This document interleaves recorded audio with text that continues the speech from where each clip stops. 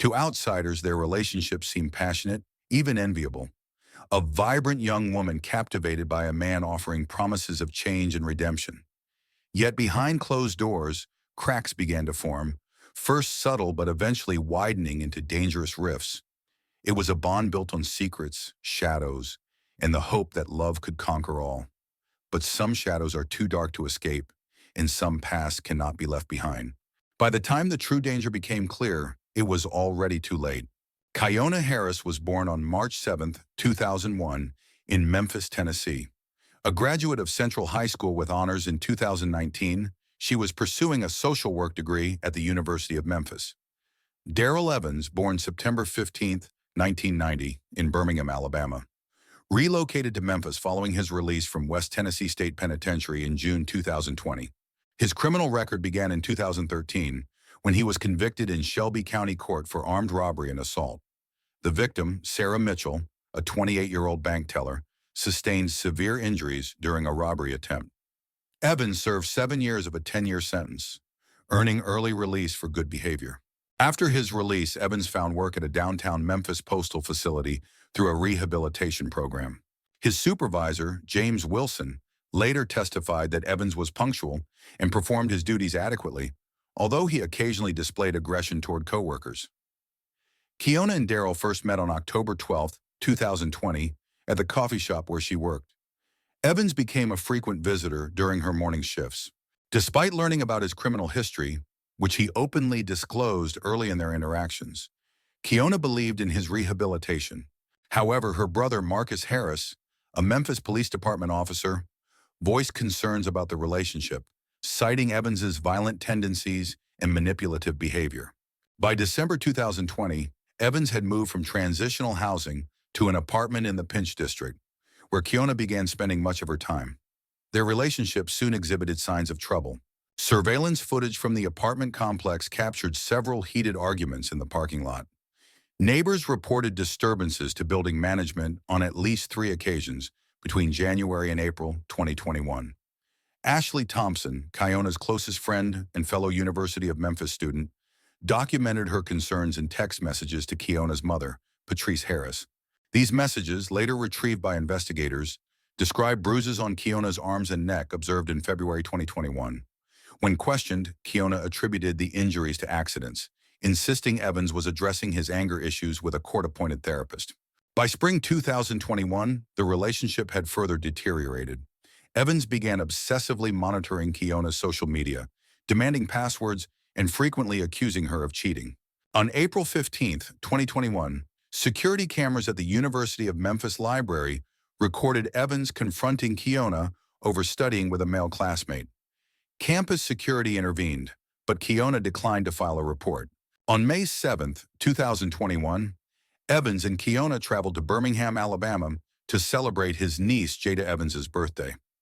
The trip coincided with Mother's Day weekend, but family members noted tension between the couple. What should have been a joyous occasion instead became the backdrop for a devastating end to their tumultuous relationship. The morning of May 9, 2021, began like any other Mother's Day. At 8:47 a.m., Kiona sent her final message to her mother, Patrice Harris, expressing love and gratitude. The text, later recovered by investigators, read, "Happy Mother's Day. I love you and appreciate everything you do. Love, Bug. Call me later." Patrice attempted to call her daughter at 12:15 p.m., but received no answer. Growing worried, she sent several text messages at 12:30 p.m. and 12:45 p.m., followed by 4 more calls between 1 p.m. and 1:20 p.m., all of which went to voicemail. At 1:28 p.m., Birmingham Emergency Services received a 911 call from Maria Rodriguez, a neighbor reporting gunshots and screaming at a nearby residence. Rodriguez stated she had heard a heated argument followed by 2 gunshots. Officers Michael Bennett and Sarah Cooper arrived at the scene at 1:34 p.m., finding Darrell Evans pacing in the front yard, visibly distressed. Inside the home, they discovered Kiona Harris's lifeless body in the living room. Lead investigator Detective James Morgan documented a single gunshot wound to her chest. Medical examiner Dr. Raymond Thompson pronounced her dead at 1:52 p.m. Preliminary findings revealed that multiple witnesses had overheard escalating arguments throughout the morning. Timothy Walker, another guest, reported that Evans had been agitated since 10 a.m., accusing Kiona of suspicious phone activity. At 2:15 p.m., Detective Morgan called Patrice Harris to deliver the heartbreaking news. During a recorded interview, Patrice broke down upon learning of her daughter's death. Marcus Harris, Kiona's brother and a Memphis police officer, was sent to support his mother and assist with identification procedures. Crime scene investigators recovered a 9mm handgun registered to Evans from behind a sofa in the living room.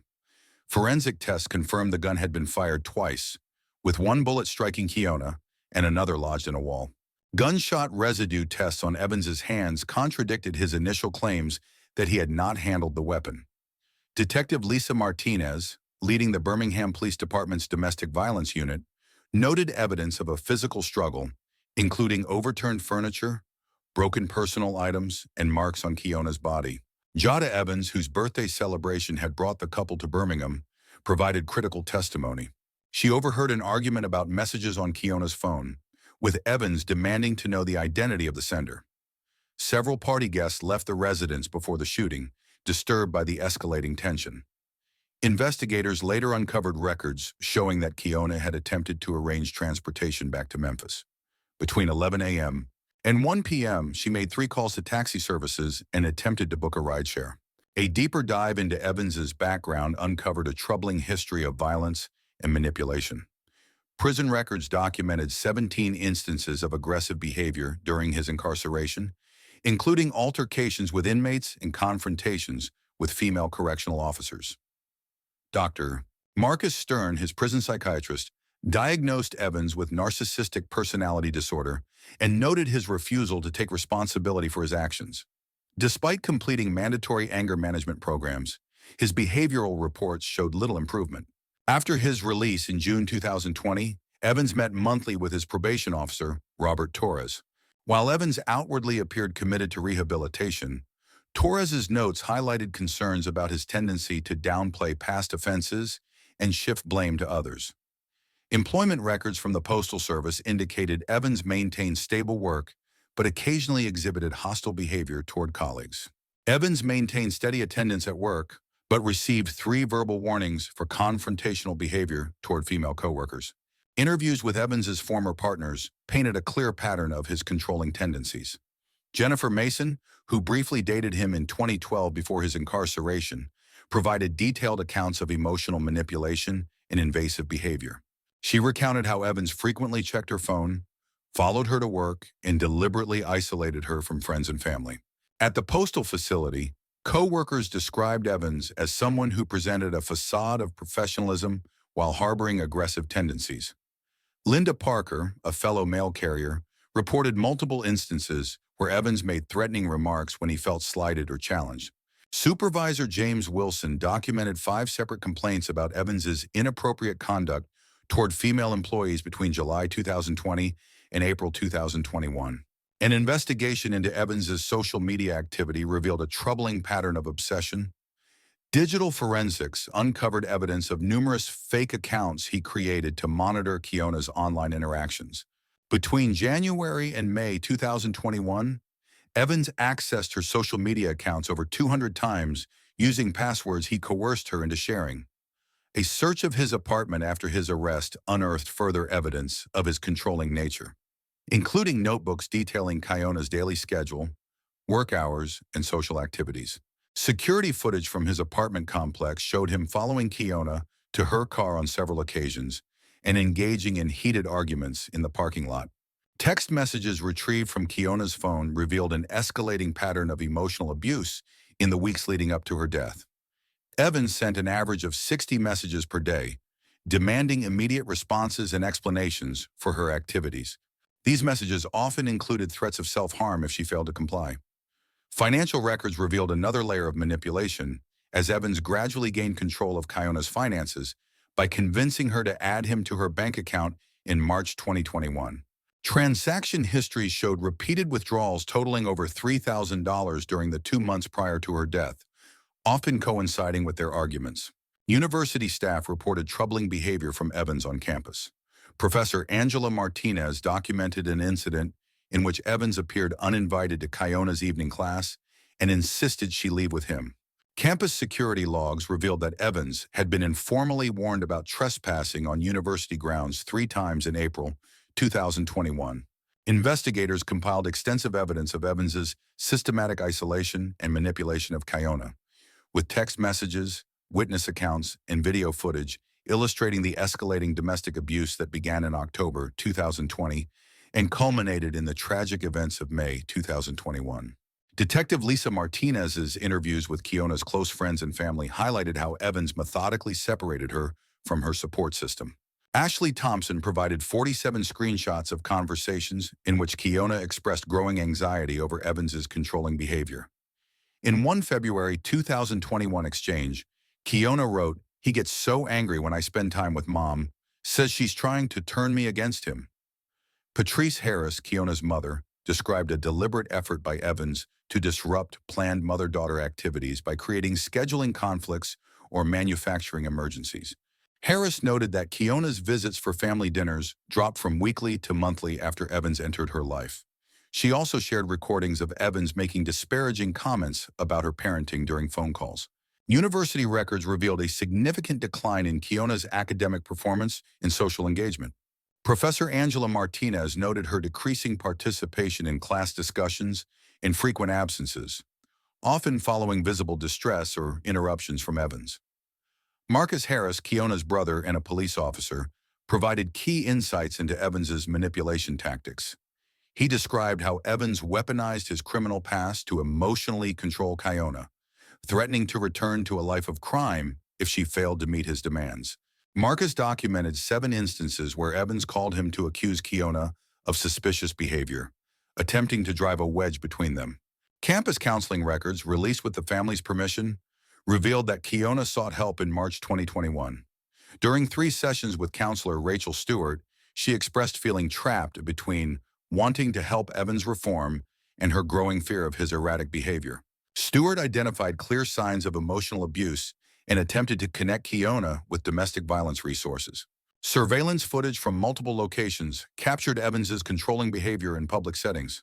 Campus security cameras recorded 13 instances of him appearing unannounced at Kiona's classes or workplace. Security officer Michael Turner reported witnessing Evans grab Kiona's arm and phone during an argument outside the university library in April 2021.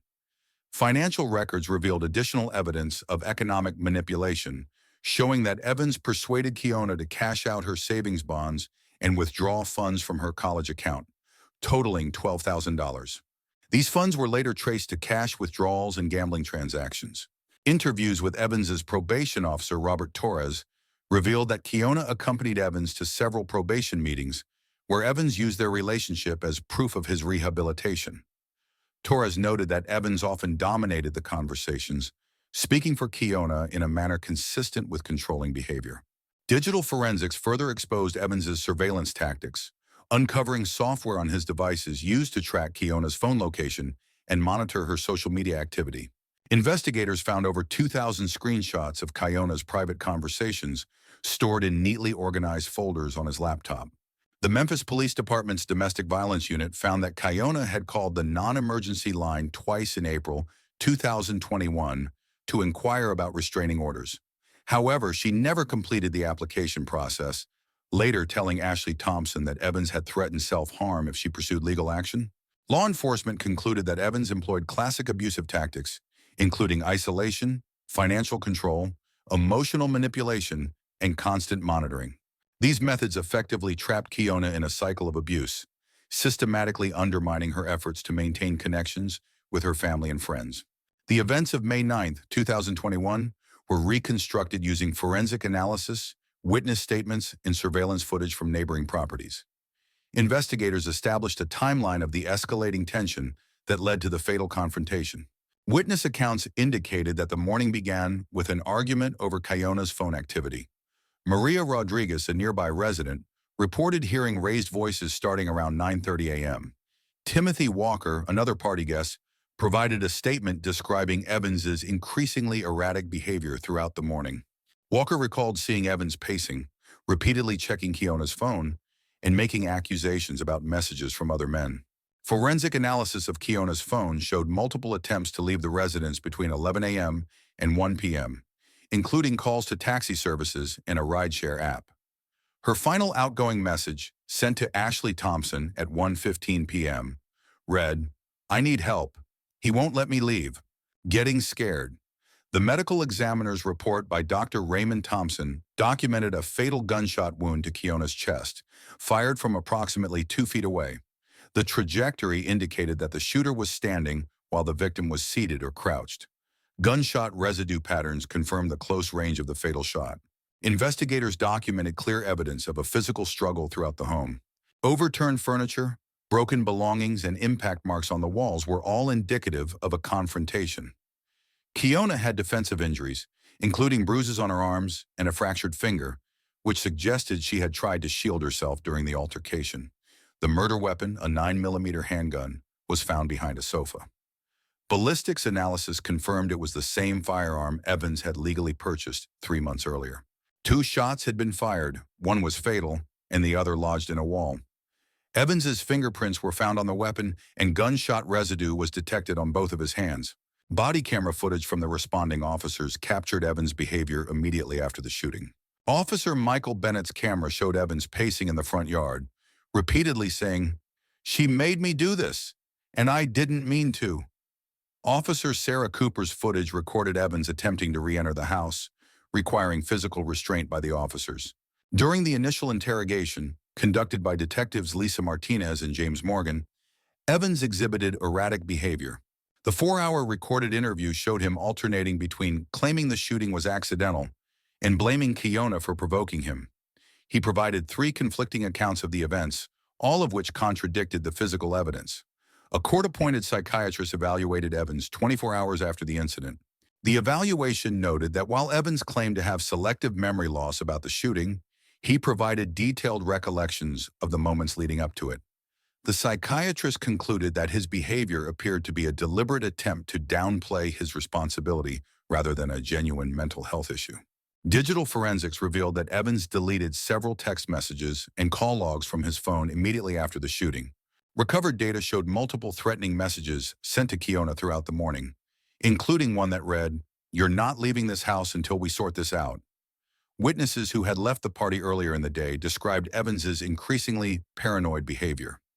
Jada Evans, his niece, reported hearing him accuse Keona of cheating and planning to leave him. Another guest, Michael Turner, recalled seeing Evans prevent Keona from using her phone and stop her from speaking privately with other attendees. The investigation determined the shooting was the culmination of a calculated act of domestic violence. Evidence revealed Evans had prevented Keona from leaving, subjected her to physical and emotional abuse throughout the morning, and ultimately resorted to lethal force when he felt his control slipping. His deliberate actions and attempts to manipulate the narrative afterward painted a stark picture of escalating domestic abuse that ended in homicide. The trial of Darrell Evans began on June 7, 2021, in Birmingham's criminal court. District Attorney Michael Harrison led the prosecution, presenting a comprehensive case built on forensic evidence, witness testimonies, and extensive documentation of Evans's history of domestic violence. The trial lasted 12 days and included testimony from 32 witnesses. Dr. Raymond Thompson, the medical examiner, provided detailed analysis of the fatal gunshot wound, definitively disproving Evans' claim of an accidental discharge. Detective Lisa Martinez presented evidence, including recovered text messages, surveillance footage, and financial records, illustrating Evans's controlling behavior. Ashley Thompson's emotional testimony highlighted Keona's repeated attempts to distance herself from Evans. She read aloud text messages that revealed Keona's growing fear and detailed Evans's increasing threats. Marcus Harris, testifying as both Keona's brother and a law enforcement officer, offered professional insights into Evans's systematic abuse. A digital forensics expert demonstrated how Evans monitored Keona's communications, presenting evidence of tracking software installed on her devices. Financial investigators traced Evans's exploitation of Keona's finances, revealing he had drained over $155,000 through withdrawals and manipulative transactions. Evans's defense, led by public defender Thomas Walker, argued diminished capacity, citing trauma from his incarceration. Psychiatrist Dr. Laura Sanderson testified about Evans's childhood trauma and its effects on his behavior. However, during cross-examination, it was revealed that Evans had declined multiple opportunities for mental health treatment during his probation. After 6 hours of deliberation, the jury returned a guilty verdict for first-degree murder on June 19, 2021. Judge William Anderson sentenced Evans to life imprisonment without parole, citing the premeditated nature of the crime and his prior convictions. During the victim impact statements, Patrice Harris spoke about the profound loss of her daughter and the systemic failures that allowed the abuse to escalate. Her testimony spurred a state review of domestic violence protocols and probation monitoring. In the aftermath, the Harris family established the Keona Harris Foundation, dedicated to preventing domestic violence and supporting survivors. Since its inception, the foundation has helped over 200 survivors secure legal aid and emergency housing. Patrice Harris frequently speaks at universities and law enforcement training programs, raising awareness about recognizing signs of domestic abuse. The case prompted significant legislative action.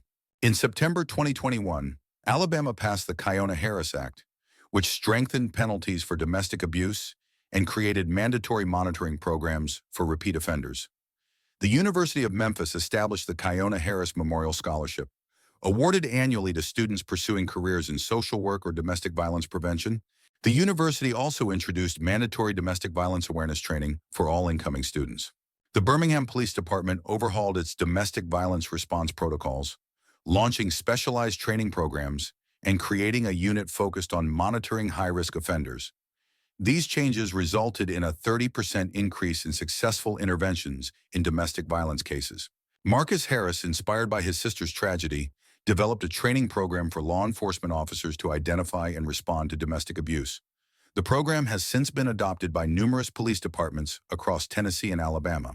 Although Evans's conviction provided legal closure, the rippling impact of Keona's death continues to drive systemic change.